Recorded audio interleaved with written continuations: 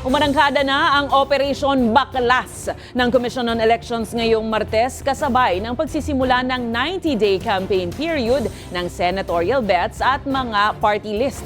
Ang mga binaklas naman na poster hindi raw susunugin, kundi maaaring gawing ebidensya laban sa mga kandidatong lalabag sa ordinansa. Ang balitang A to Z, hatid ni Naomi Almojano.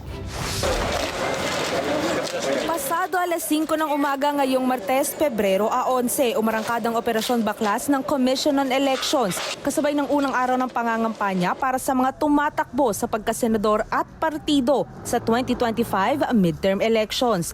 Katuwang dyan ang Metropolitan Manila Development Authority, Philippine National Police at Parish Pastoral Council for Responsible Voting o PPCRV.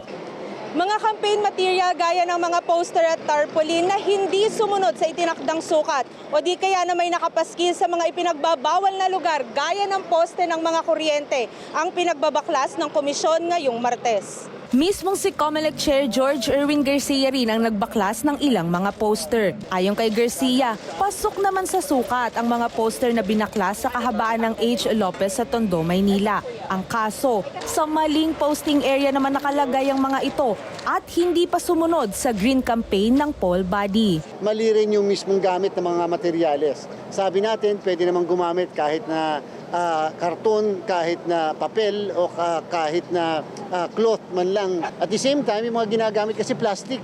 Hindi po ba sabi natin dapat ay biodegradable yung mga materials na gagamitin? Karamihan sa mga nabaklas sa unang araw ang mga campaign poster ng isang tumatakbong partido na nakahilera sa magkakasunod na poste ng kuryente. Minsan kasi yung mga kandidato o mga partido politikal nag-hire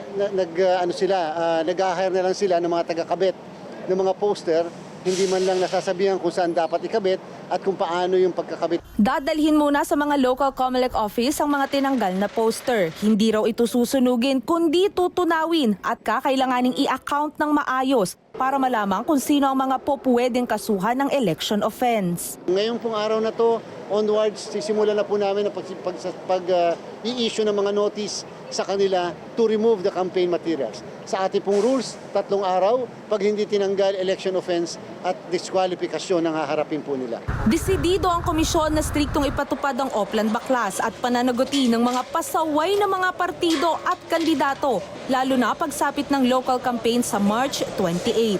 Samantala, simula na rin ngayong araw ang 120 minutes na political ads sa telebisyon bawat kandidato kada istasyon para yan sa national candidates. Habang sa radyo naman, 180 minutes per station ang nakalaan.